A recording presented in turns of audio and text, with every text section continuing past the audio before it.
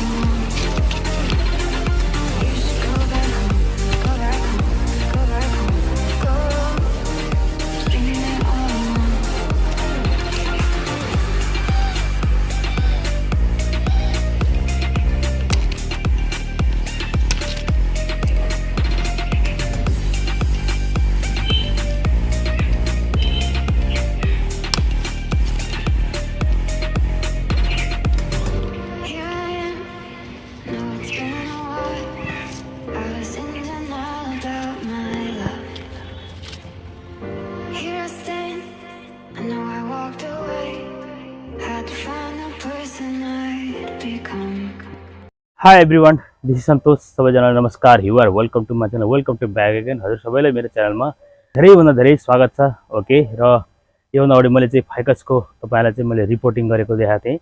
Sufficient सोइलमा बोरामा मैले चाहिँ रोपेको थिएँ. ठुलो बोरामा भनौँ न धेरै माटोमा. त्यसपछि मैले त्यसपछि निकालेर रुट्सहरु पुरा चाहिँ क्लियर गरेर कटिङ गरेर हैन ठुलो ट्याप रुट्स त्यसलाई काटेर मैले फेरि अर्को चाहिँ बोन्साई पटमा मैले चाहिँ प्रोपगेसन गरेको थिएँ.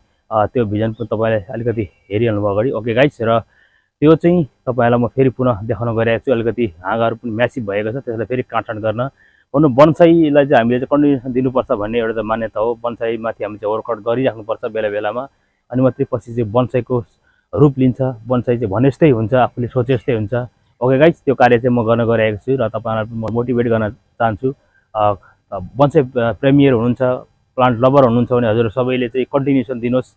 त्यसमा अलिकति अल्छी नगरिकन भनौँ न अलिकति इच्छा शक्ति क्रिएट गरेर थोरै समय भए पनि खर्चिएर थोरै समय भए पनि दिन सक्नुपर्छ. प्लान्ट माथि भनौँ न काम गर्नुपर्छ प्लान्टलाई. ओके र त्यो कार्य म गर्न गइरहेको छु तपाईहरु समक्ष. ओके गाइस, हेर्नुस् यो चाहिँ मेरो योभन्दा अगाडि चाहिँ मैले चाहिँ रिपोर्टिङ गरेको थिएँ. हेर्नुस् अहिले यस्तो भएको छ हाँगाहरु. ओके गाइस, र यसमाथि चाहिँ म फेरि यसलाई चाहिँ वर्कआउट गर्न गइरहेको छु. कति चाहिँ मैले यहाँनिर चाहिँ अलिअलि मोटामोटी लगभग मैले चाहिँ वायरिङ गरेको थिएँ. अब भनौँ न पहिला अलिअलि एकदम सानो सानो हाँगा थियो, अहिले चाहिँ बढेर चाहिँ ठुलो भइरहेको अवस्था छ. ओके गाइस, र यसमा कति हाँगाहरु आफूले चाहिँ अनवान्टेड हाँगा छ, यसलाई काटेर फ्याक्नुपर्छ. यो चाहिँ मैले चाहिँ लगाएको तपाईलाई मैले चाहिँ अगाडि देखाइसकेको थिएँ मैले. यो चाहिँ अब यहाँ चाहिँ हामी पानी लाउँछौँ. पानी लगाएपछि यहाँ चाहिँ माटो मिनरल दिनुपर्छ.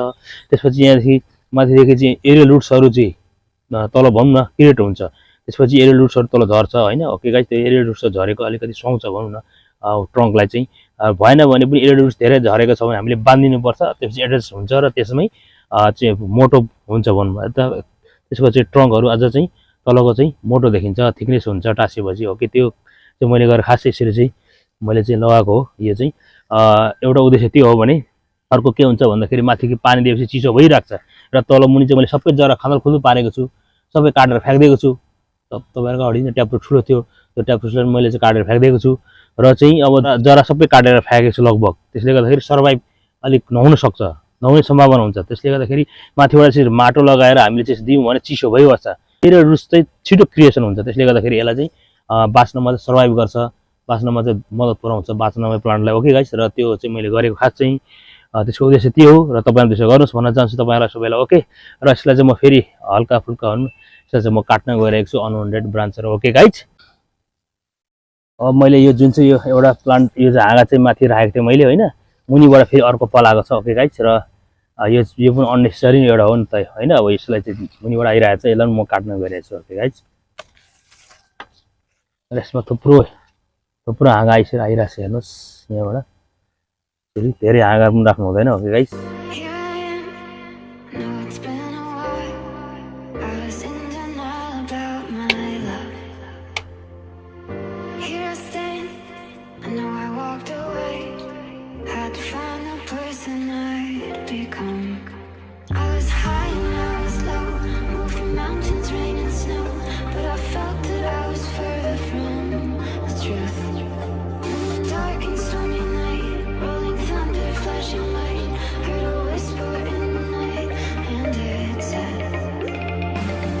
ओके गाइस, र यसको म अगाडिको यो हाँगा चाहिँ काट्दिन्छु म, किनभने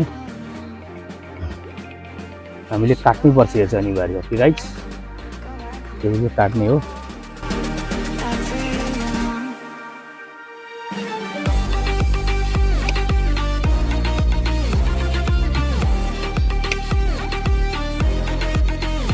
ओके गाइस, यो खालको सेप अब यसरी दिएँ मैले हैन. यो चाहिँ म यतिको छोडिदिन्छु किनभने यो चाहिँ हाम्रो चाहिँ माथिको हैन अब चाहिँ सेन्टरको भनौँ न यो जुन चाहिँ अब चाहिँ बुसी टाइपको पछि बन्छ. यसबाट चाहिँ फेरि अब चाहिँ हाँगाहरु चाहिँ क्रिएसन हुन्छ, हामीले चाहिँ राख्नुपर्छ. त्यसले गर्दाखेरि यो चाहिँ यतिको छोडिदियो भने चाहिँ यो अब राम्रो विकास हुन्छ, हाँगा मोटो हुन्छ. ओके गाइस, र भोलि गएर चाहिँ यसको चाहिँ प्रोफाइल चाहिँ राम्रो देखिन्छ भनौँ न. लुक चाहिँ बिचको चाहिँ यो मिडलको जुन चाहिँ बिचको छ यो चाहिँ मैले काटिनँ. नकाटेपछि यसले चाहिँ अब यसलाई सबै काट्दिए न्युट्रिसन यसले दिन्छ र पछि मोटो हुन्छ. बिचको चाहिँ मोटो हुनुपर्छ. ओके गाइस, हामीले यो खालको पछि यहाँ काटेपछि अनि बुसी टाइप यो खालको हुन्छ नि त हैन. अब सेप दिन सकिन्छ यहाँबाट पनि अरु थप. ओके गाइस, र हेर्नुस् अहिले यस्तो छ नर्मली. अब यसको अपडेट चाहिँ फेरि म तपाईहरुलाई दिँदै गर्छु. ओके गाइस, र यो मेरो चाहिँ छोटो मिठो सानो बोन्साई बनाउने यो चाहिँ अब मेरो बोन्साई बनाउने भनौँ न एउटा छोटो मिठो यो चाहिँ एउटा सिम्पली एउटा आइडिया हो हामीले यसरी पनि बनाउन सकिन्छ। ओके गाइज यो चाहिँ अब फाइकस भेराइटीमा पर्छ धेरैले बनाइरहेको छ यो हाम्रो यो फाइकसको पनि। ओके गाइज र तपाईँ हामीले पनि बनाउन सकिन्छ यसरी नर्मली।